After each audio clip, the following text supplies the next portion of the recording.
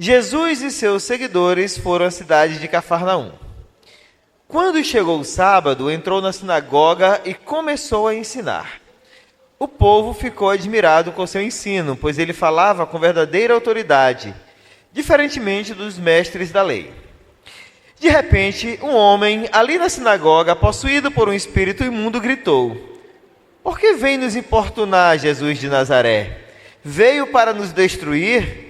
Sei quem é você, o Santo de Deus." "Cale-se", repreendeu Jesus. "Saia deste homem." Então o espírito impuro soltou um grito, sacudiu o homem violentamente e saiu dele.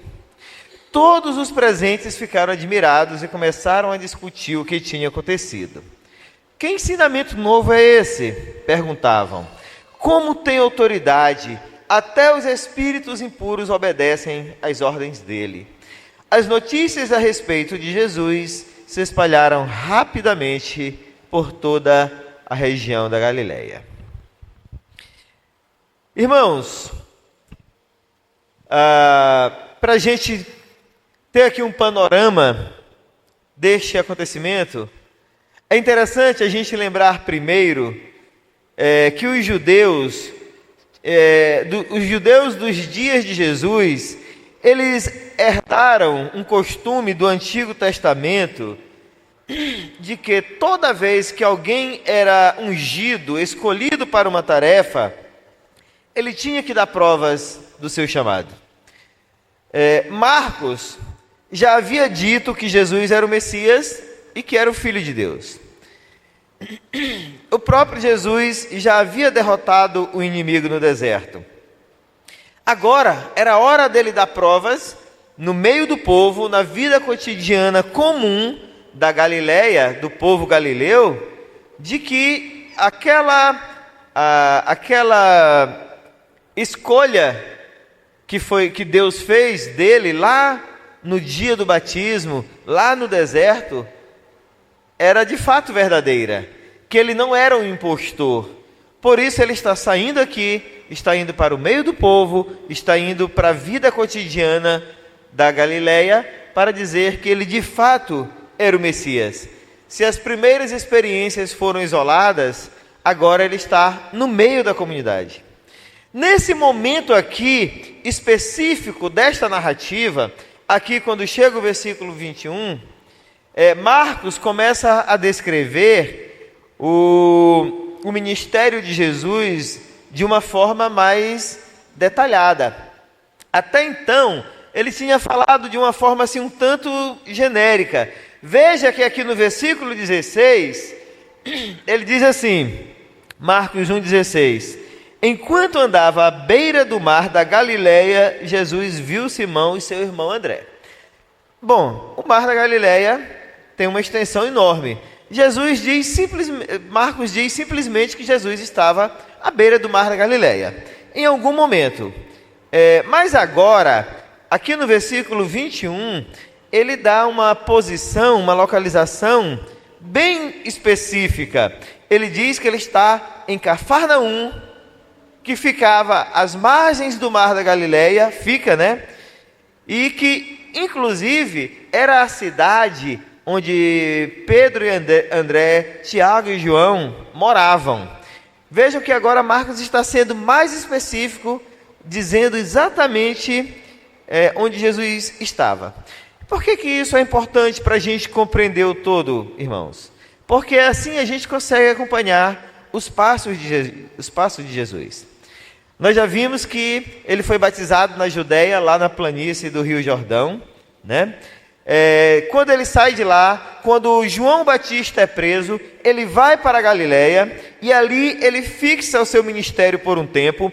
É lá que ele começa a chamar os primeiros discípulos, conforme nós vimos semana passada. E Jesus fez de Cafarnaum o ponto de partida do seu ministério. Ele nasce em Nazaré. Depois de adulto, ele vai para a Judeia para ser batizado por João Batista. Depois ele volta aqui para Cafarnaum. E aqui em Cafarnaum, ele começa a escolher os seus discípulos. E é onde ele estabelece as bases do seu ministério propriamente dito. Aqui é onde Jesus começa de forma efetiva a sua missão. Não por acaso, irmãos, que quando nós lemos os 3 evangelhos sinóticos, nós vamos ver que das 30 parábolas que esses evangelhos narram, 19 delas estão no contexto da Galileia. Dos 33 milagres que esses evangelhos narram, 25 acontecem na Galileia. O primeiro deles na cidade de Caná, quando Jesus transforma água em vinho.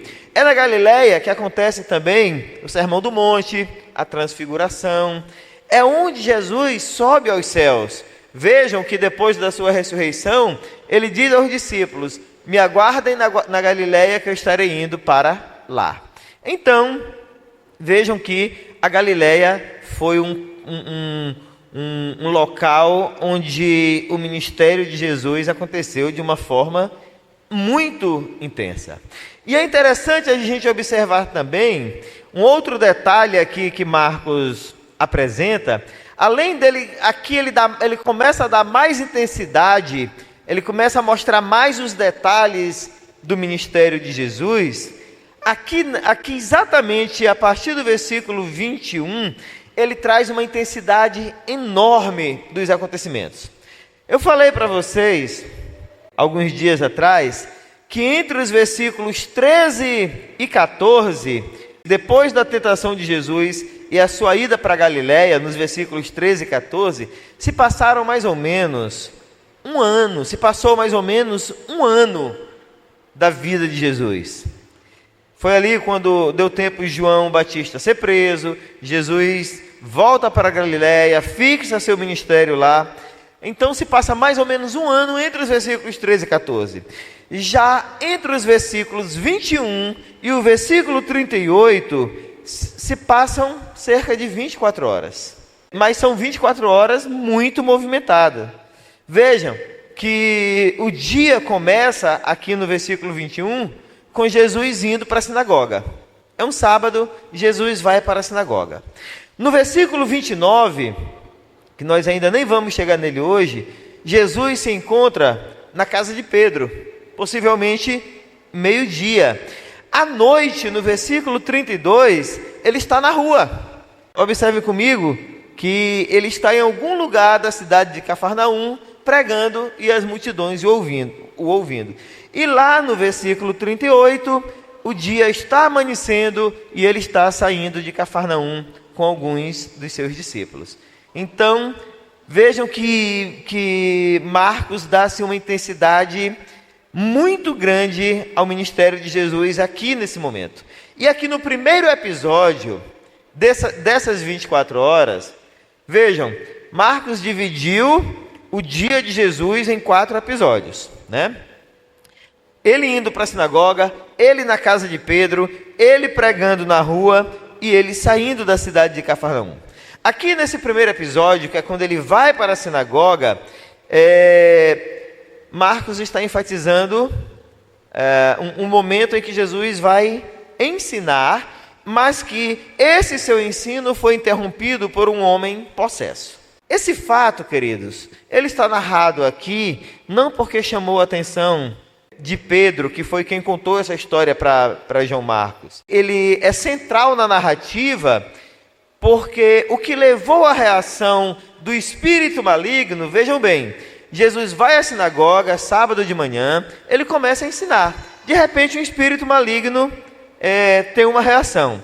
Vejam, nesse momento, Jesus ele não está realizando nenhum milagre, ele não está fazendo nenhum culto de libertação, ele não está aqui não está trazendo nenhuma nova revelação, ele não está aqui profetizando nada, ele está ensinando o Antigo Testamento, que era o que eles tinham.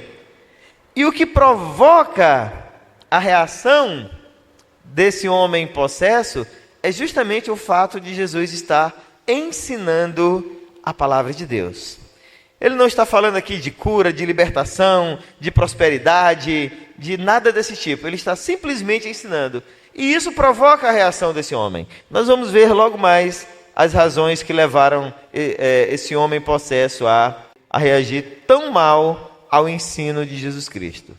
Certo? E, claro, Jesus está na sinagoga porque ali era o lugar do ensino. Eram lá que os judeus eram instruídos. Jesus foi ensinar como todo judeu que conhecia as Escrituras do Antigo Testamento fazia. Em todas as cidades da Judéia e da Galiléia haviam sinagogas. Em cada lugar onde haviam 10 famílias de judeus, estava autorizado a se organizar uma sinagoga ali. Isso quer dizer o seguinte: a vida religiosa do judeu, ela girava em torno da sinagoga. E Jesus vai lá ensinar, e nessa ocasião ele mostra a sua autoridade, tanto sobre aquilo que ele ensinava, quanto sobre as potestades demoníacas. E bem aqui nesse momento, Jesus dá mais um testemunho da sua missão. Portanto, irmãos, é na perspectiva dessa autoridade de Jesus que nós vamos fazer a exposição desse texto. O nosso texto fala da autoridade inquestionável de Jesus, e nós vamos falar aqui sobre a autoridade para ensinar, a autoridade sobre o mundo espiritual e a autoridade para testemunhar. São os 3 pontos que eu quero expor nesta noite. Depois dessa contextualização, dessa introdução, vamos, portanto, ao primeiro ponto. A autoridade de Jesus para ensinar, nos versículos 21 e 22. Versículo 21 diz: Jesus e seus seguidores foram à cidade de Cafarnaum.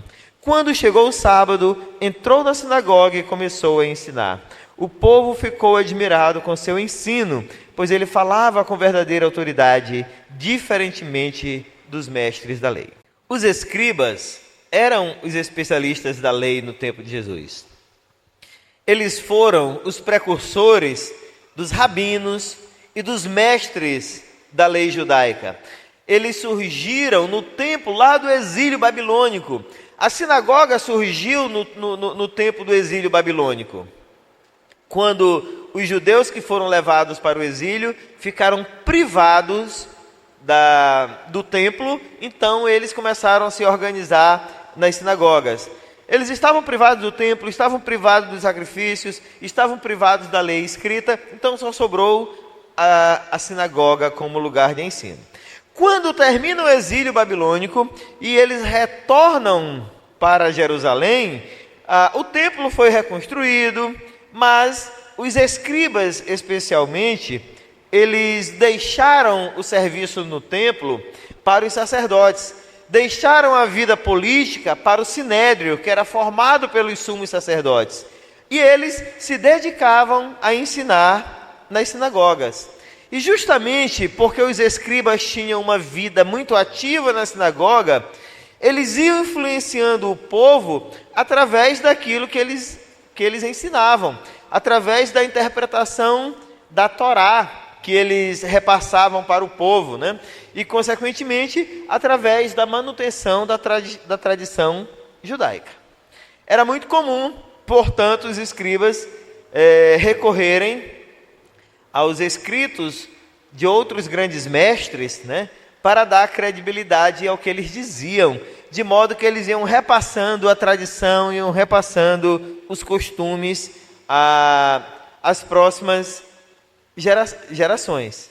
E por isso, irmãos, nas pequenas cidades, Cafarnaum, por exemplo, longe de Jerusalém, onde não havia o templo, era muito comum um judeu instruído ensinar na sinagoga. Jesus, assim como os demais apóstolos, eles aproveitavam muito essa oportunidade para ensinar o povo. Lembram quando Paulo chegava nas cidades, por onde ele passava, onde ele começava a ensinar? Era pelas sinagogas, porque era comum que um judeu conhecedor da lei tivesse espaço para ensinar na sinagoga. O detalhe aqui é que o ensino de Jesus, quando ele começa a ensinar naquele sábado de manhã, dia de ir para a sinagoga, Jesus começa a ensinar, rapidamente os seus ouvintes percebem que o seu ensino se diferenciava daquilo que os escribas estavam acostumados a ensinar. Isso porque ele não recorria à tradição. Ele não recorria aos escritos dos antigos mestres da lei. Ele falava diretamente das Escrituras.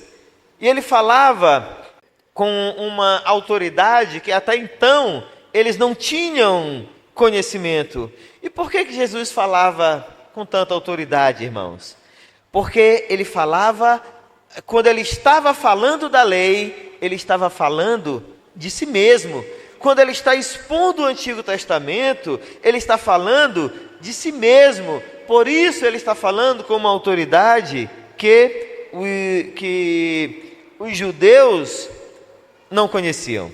Jesus era a fonte da própria lei. Jesus era a verdade da qual o Antigo Testamento falava. É por isso que quando ele começa a ensinar, ele vai rompendo com as tradições, com as interpretações erradas daquilo que aquelas tradições que os escribas costumavam repassar. Vejam, as Escrituras, ela emana do próprio Cristo. Por isso ele falava com uma autoridade que ninguém conhecia. Nós lembramos, quando Jesus está proferindo o Sermão do Monte, ele repete a mesma frase algumas vezes. Vocês ouviram o que foi dito, eu, porém, vos digo. Jesus, em suma, está dizendo: vocês ouviram o que os escribas, os rabinos, os mestres da lei passaram para vocês. Vocês ouviram as tradições que eles lhes ensinaram. Eu, porém, lhes digo o seguinte. E aí ele começava a expor a lei aos seus ouvintes. A gente sabe, a Bíblia, o Novo Testamento deixa isso muito claro. O judaísmo havia corrompido a lei de Moisés. O judaísmo havia corrompido a revelação escrita do Antigo Testamento. E o que Jesus está fazendo aqui é justamente resgatar aquilo que os homens haviam corrompido. Por isso, o choque dos judeus que o ouviam ali naquela sinagoga se dava pelo fato dele falar com uma autoridade que eles desconheciam completamente. Ainda mais que eles sabiam quem era Jesus. Jesus não era uma pessoa estranha para ele. Eles sabiam que Jesus não tinha estudado nas escolas rabínicas de Jerusalém. Eles sabiam que Jesus não era de uma família importante, que não tinha influência política nem financeira. E eles ficavam olhando para ele e se perguntando: de onde vem tanta autoridade? Vejam, irmãos, apesar de Jesus não ter nenhuma tradição política, de Jesus não ter estudado em nenhuma grande escola rabínica, vejam que mesmo sem ser alguém economicamente favorecido, os seus ensinos maravilhavam aqueles que o ouviam. Marcos enfatiza isso. E por que os seus ensinos maravilhavam tanto aquelas pessoas? Porque ele falava sobre as Escrituras. A sua mensagem emanava das Escrituras. Ele não precisava de complementos, ele não precisava de atrações, ele não precisava inventar histórias. Os rabinos, os escribas, os sacerdotes, costumeiramente distorciam o ensino do Antigo Testamento para conformar com a tradição que eles defendiam, para se conformar com o espírito da época, né? Para confirmar aquelas coisas que lhes interessavam.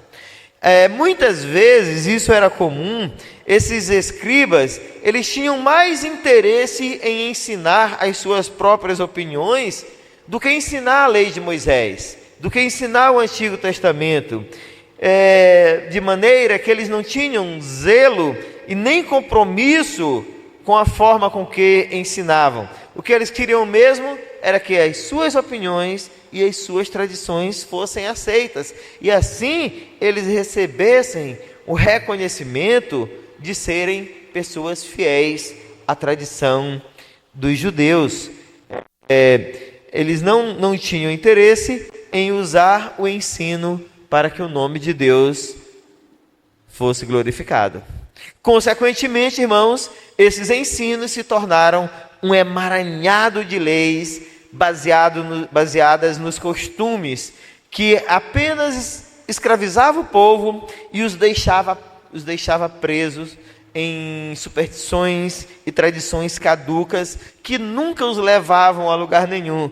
Pelo contrário, os afastava da verdade e do conhecimento verdadeiro de Deus. Era um povo que vivia sufocado por um excesso de leis criada por homens para sustentar as tradições de homens.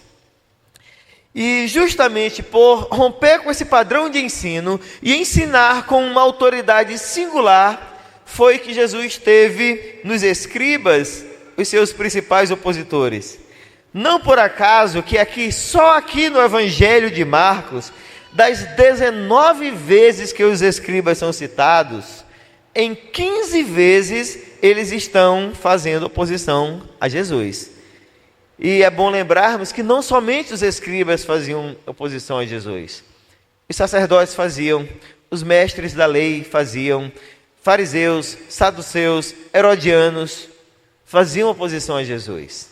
Por quê? Porque ele não se submetia à tradição, aos costumes inventados por homens. Ele defendia e ensinava aquilo que as Escrituras diziam. A autoridade de Jesus para ensinar se dava justamente porque ele não se importava com as trivialidades sustentadas pelos costumes dos escribas.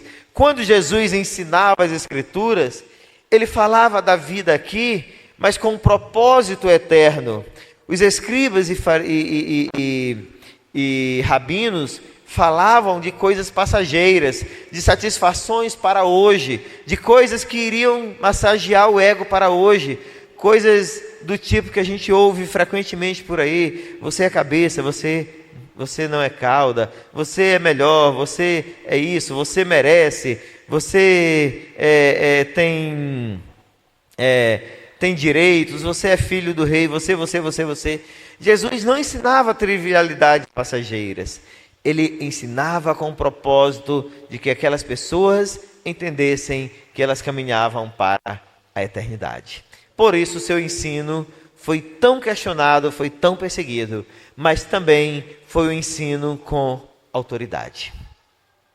O nosso segundo ponto, irmãos, a autoridade sobre o mundo espiritual. Versículos 23 a 26 diz: de repente um homem ali na sinagoga, possuído por um espírito impuro, gritou: por que vem nos importunar, Jesus de Nazaré? Veio para nos destruir? Sei quem é você, o Santo de Deus.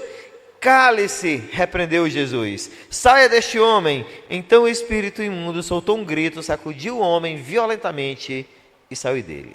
O Evangelho de Marcos atesta que a possessão demoníaca é uma verdade inquestionável. Porém, duas observações importantes precisam ser feitas a respeito desse assunto. O primeiro é negar que hoje não existe mais possessão demoníaca. Algumas pessoas, teólogos inclusive, justificam que a ação dos demônios se limitou somente ao tempo em que Jesus estava na terra. Hoje em dia não existe mais possessão demoníaca. E este é um erro. O segundo erro é justificar qualquer situação atípica como ação demoníaca. Muitos usam essa experiência de forma totalmente indiscriminada e equivocada. Uma gripe é ação demoníaca, uma dor de cabeça, um mal-estar, uma coisa que não deu certo, um momento de irritação. E possessão demoníaca não é algo banal, não é algo que acontece de forma aleatória. Mas, como disse, ela é um fato inquestionável, tanto nas Escrituras quanto na experiência da igreja. E a razão da existência da possessão demoníaca, irmãos, está no fato de que o diabo ele sempre buscou imitar a Deus de todas as formas, inclusive quando busca tomar o controle da vida das pessoas. com a diferença, né? Que Satanás busca esse controle com propósitos escusos, propósitos obscuros, enquanto Deus habita na vida de seus filhos através do Espírito Santo, a fim de que vivam na luz da santidade e da adoração a Ele. Esse episódio narrado por Marcos mostra como o diabo domina a vida de algumas pessoas, arrastando-as para comportamentos que fazem oposição a Deus, levando-as a blasfemar, levando-as à imoralidade, as convencendo a gostar mais das trevas do que da luz. São pessoas que preferem viver em um ambiente lôbrego, mesmo vivendo com as suas almas atormentadas e com seus corações em desespero, do que viver na luz. São estes aqueles que estão prefigurados lá em Apocalipse 9, capítulo 1 a 11, os gafanhotos que sobem para devorar a terra. Pessoas, aqueles gafanhotos tipificam ali as pessoas que vivem em função da vontade de Satanás. Mas voltando aqui para o homem da nossa narrativa, vejam bem, esse homem, ele estava possesso em uma sinagoga, lá onde Jesus foi ensinar. E isso deixa muito claro, irmãos, que não há lugares específicos onde os demônios possam agir. Vejam que o demônio, ele não está limitado somente a um antro onde o pecado é praticado de forma deliberada. Aquele homem endemoniado, ele estava ali na casa onde se ensinava sobre a palavra de Deus. Possivelmente era alguém que já frequentasse aquele lugar há algum tempo.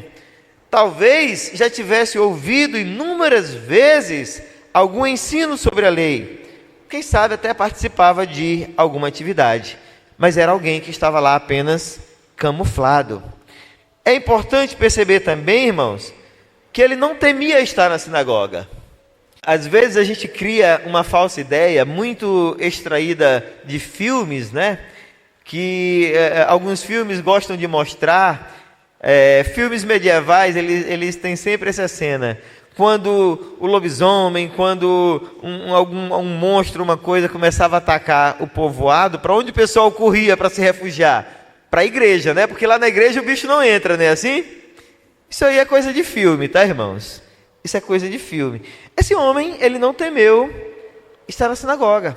Ele não temeu ouvir por várias vezes o ensino frio e ineficaz que aqueles escribas traziam.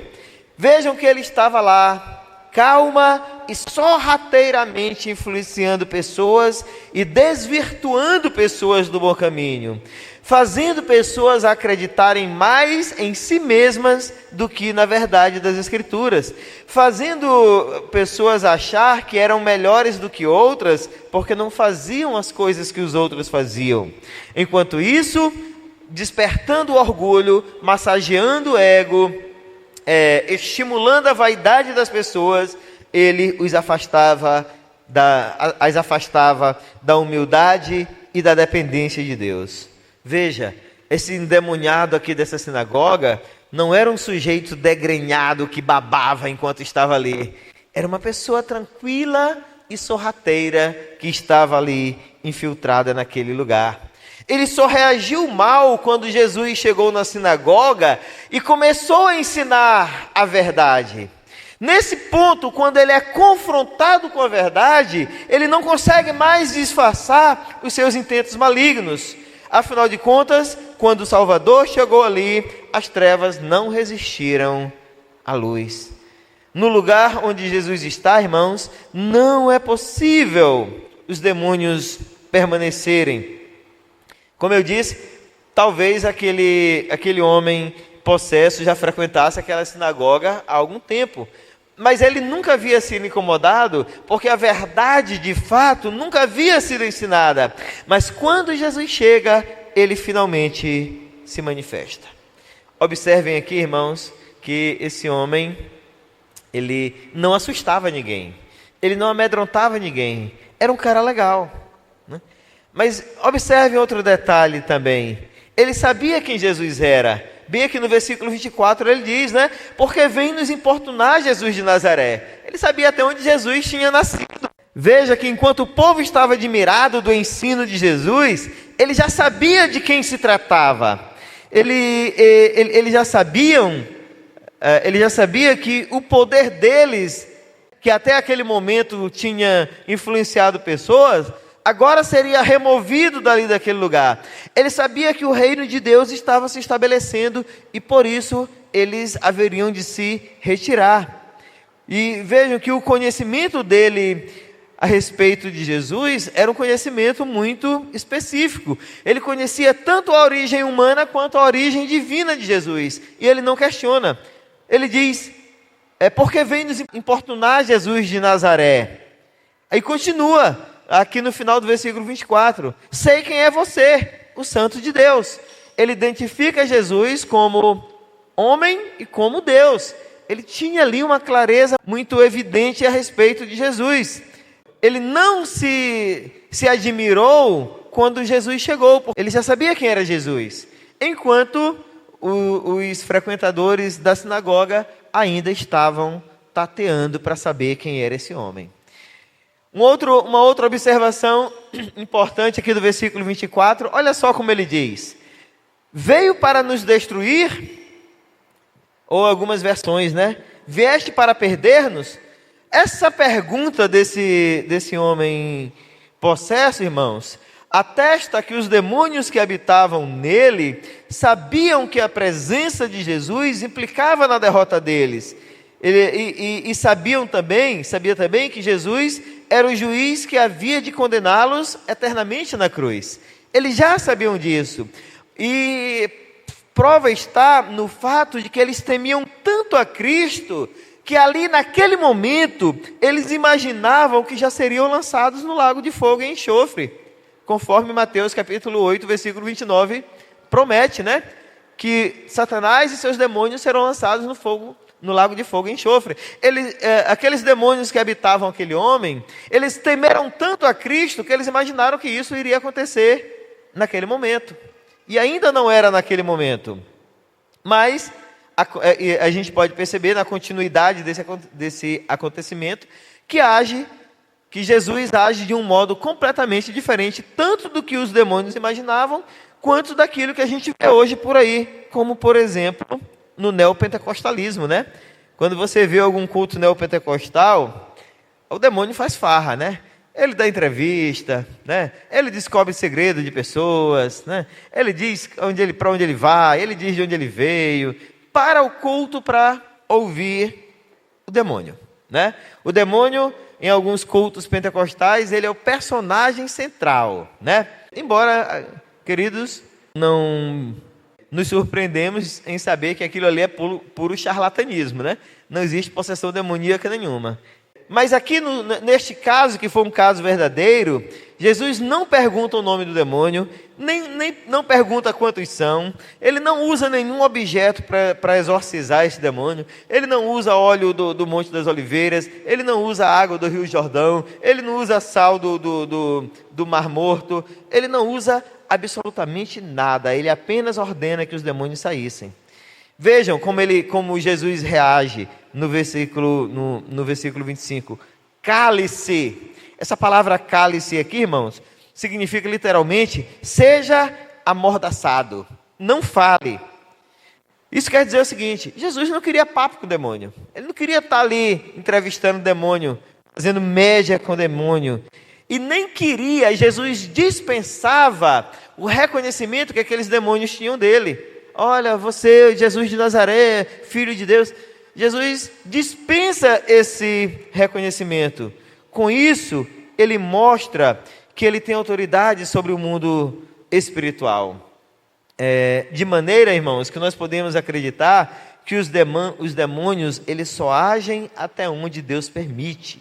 Inclusive, algo que deve ser muito claro para nós, que é impossível um cristão ficar possesso por um demônio. Isso absolutamente não existe, porque onde o Espírito Santo de Deus habita, nenhum deles é capaz de resistir. É algo completamente contraditório. De igual modo, nós precisamos ser muito coerentes, usar de bom senso e de discernimento, para não achar que os casos que nós não entendemos seja possessão demoníaca. Quantas pessoas foram condenadas, rejeitadas por problemas de saúde, como epilepsia, por exemplo, e gente achando que era possessão demoníaca, né? Em vez de tratar, ficava aí com os seus exorcismos. A outra coisa, queridos, possessão demoníaca, ela não é caracterizada por alguém rodando, ou ela não é caracterizada somente por alguém rodando, virando, destruindo tudo com uma força descomunal. É possível. Não é uma regra, não é comum, mas não é algo impossível de acontecer. Mas a principal possessão demoníaca, ela acontece através da influência maligna, do desvio da verdade, do interesse de alguns em afastar pessoas do caminho da fé, de corromper as Escrituras, de ensinar aquilo que a Bíblia não ensina, de confundir a cabeça das pessoas, criar conflitos, criar desunião, gerar animosidade entre irmãos. Isto sim são características mais comuns e mais sorrateiras de alguém que está sendo influenciado por um demônio. Vamos aqui para o nosso terceiro e último ponto, irmãos. Depois que falamos sobre a autoridade de Jesus para ensinar e a autoridade de Jesus sobre o mundo espiritual, o nosso terceiro ponto fala sobre a autoridade para testemunhar, nos versículos 27 e 28, que dizem assim: todos os presentes ficaram admirados e começaram a discutir o que tinha acontecido. Que ensinamento novo é esse? Perguntavam. Como tem autoridade? Até os espíritos impuros obedecem às ordens dele. As notícias a respeito de Jesus se espalharam rapidamente por toda a região da Galileia. Vejam que as pessoas que testemunharam esse acontecimento ficaram profundamente impactadas com a autoridade de Jesus sobre os demônios e com a autoridade que Jesus tinha para ensinar. E isso foi um testemunho profundo na vida deles. Porém, é importante nós percebermos que enquanto os demônios testemunharam a respeito de Jesus, os escribas que estavam ali, que eram os responsáveis por ensinar a lei, resistiam em dar esse testemunho. Eles tinham dificuldade em reconhecer Jesus como Filho de Deus. E por que isso, queridos? Porque eles viviam cegos em sua religiosidade e em sua tradição.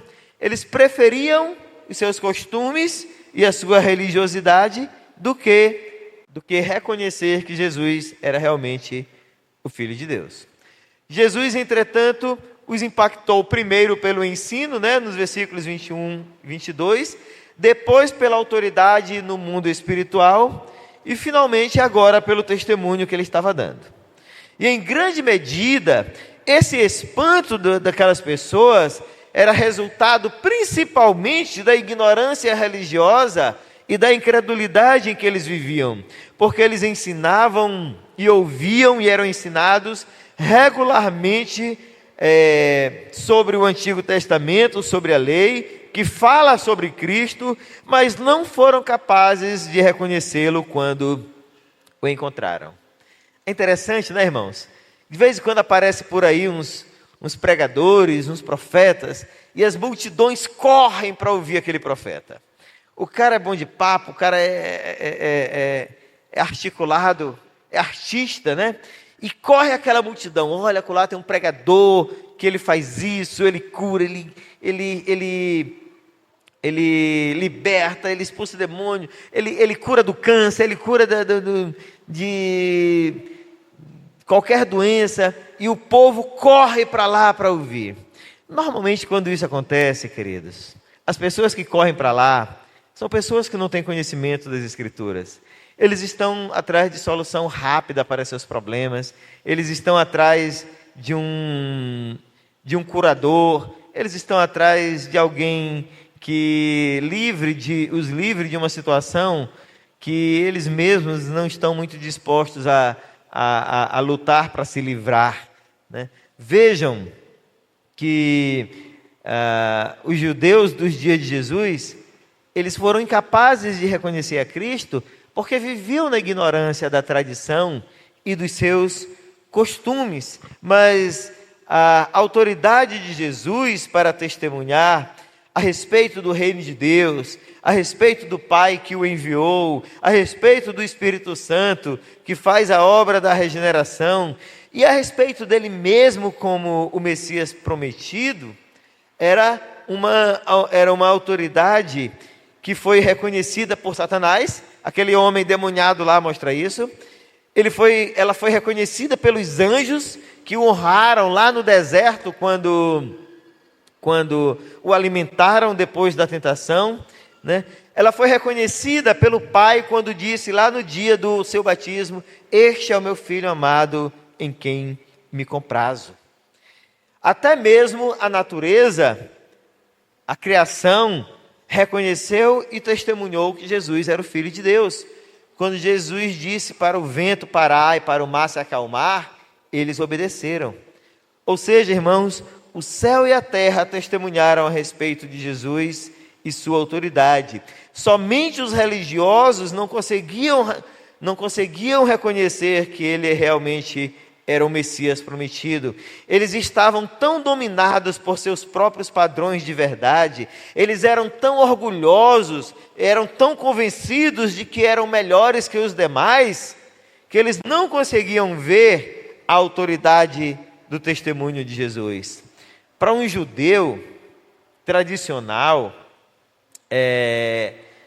qualquer um que não fosse judeu era uma raça inferior. Eles viviam se degladiando com os gentios. Eles viviam em guerra. Os gentios diziam que os judeus eram atrasados porque faziam a circuncisão, né? Olha, isso aí é coisa de gente arcaica. Os judeus devolviam dizendo que os gentios eram atrasados porque adoravam imagens e desprezavam profundamente esses gentios em seus corações. E por que eles tinham essa capacidade tão grande de desprezar? Porque eles eram dominados pelos seus próprios padrões de verdade. Para eles se bastavam. Para eles eram suficientes. Não precisavam de mais ninguém. Não precisava de alguém que lhes instruísse. Por essa razão, irmãos, é que eles não conseguiam ver a autoridade do testemunho de Cristo. Isso aqui mostra, irmãos, que o mero conhecimento das Escrituras, que simplesmente conhecer as Escrituras, a intelectualidade do texto, não conduz ao conhecimento verdadeiro de Cristo. Mesmo que o esforço intelectual seja de natureza religiosa, isso não é suficiente. Se não houver uma ação do Espírito Santo para trazer clareza, só conhecer, só decorar texto bíblico, né? Só ser um bom polemista, não vai resolver o problema de ninguém. Muitos escribas, muitos rabinos, muitos mestres da lei dos dias de Jesus tinham grande conhecimento a respeito das profecias, sobre Jesus Cristo, mas eles foram incapazes de reconhecer que Jesus era o Messias prometido. Não obstante, irmãos, apesar de tudo, o testemunho de Jesus foi mais poderoso. Vejam que o versículo 28 continua dizendo assim: as notícias a respeito de Jesus se espalharam rapidamente por toda a região da Galileia. E aqui, queridos, a manhã de sábado está chegando ao fim. Jesus passa por essa experiência na sinagoga, a sua fama começa a ser conhecida, o seu testemunho começa a extrapolar as fronteiras da Galileia e mais e mais pessoas começam a seguir a Cristo. Pessoas que foram impactadas pelo seu testemunho já não podiam mais ouvi-lo e ficarem indiferentes. o testemunho de Jesus extrapolava os limites de Cafarnaum e alcançava mais e mais pessoas por toda a Judéia e Galiléia. No entanto, a programação da sinagoga estava se encerrando, era hora de ir para a casa de Pedro almoçar, né? E lá na casa de Pedro acontece um outro evento que está narrado aqui a partir do versículo 29. Mas nós vamos ficar por aqui. E para encerrar, como de praxe, irmãos, eu quero trazer aqui algumas aplicações para nós hoje. A primeira aplicação, irmãos, é que a autoridade para ensinar que nós temos não vem de nós mesmos. Nós só temos autoridade para ensinar a Bíblia se nós tivermos conhecimento dela. Veja que Cristo ensinava com autoridade porque ele falava de si mesmo, porque as Escrituras falavam de Cristo. Nós podemos ensinar com autoridade quando falamos de Cristo fundamentado nas Escrituras e não daquilo que nós pensamos. Quando nós ensinamos corretamente, nós temos autoridade sobre a tradição, sobre a cultura, sobre os costumes, porque o nosso fundamento é a Bíblia e não a nossa opinião, certo?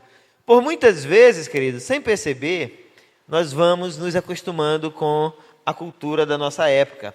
Nós vamos nos acostumando com a tradição da nossa época. Aqui um exemplo. Não estou pensando em fazer isso, tá? É só a título de exemplo. Imagine um espanto se eu dissesse aqui, irmãos, a partir do próximo domingo, nós não teremos mais EBD, nós vamos ter somente o culto da noite. Eu imagino que isso geraria uma grande insatisfação. Por quê? Porque para algumas pessoas, se não tiver EBD, então a igreja não é igreja. Mas a EBD, queridos, ela surgiu no século XVIII. Até então, o domingo era reservado como um dia de descanso e de dedicação ao Senhor. Então a EBD não é um mandamento, a EBD não é uma ordenança, a EBD não é uma lei que se encontra na Bíblia. O que se encontra a ordem que se encontra na Bíblia é ensinar. Nós juntamos a oportunidade de ensinar na EBD e acho que devemos continuar.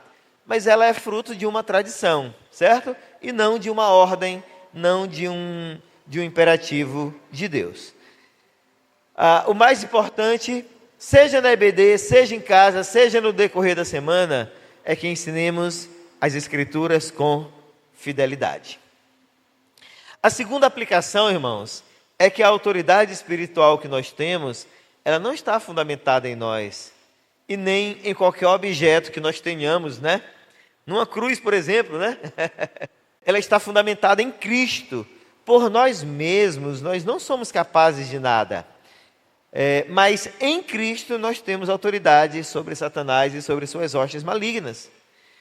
Lembrando que ter autoridade espiritual não é sair por aí dizendo bravatas, não é sair caçando demônios onde eles não existem, mas nós damos provas de que temos autoridade espiritual quando falamos com liberdade sobre a verdade do Evangelho, quando repreendemos o erro daquele que ensina doutrinas de demônios, como o apóstolo Paulo diz lá na sua segunda carta a Timóteo.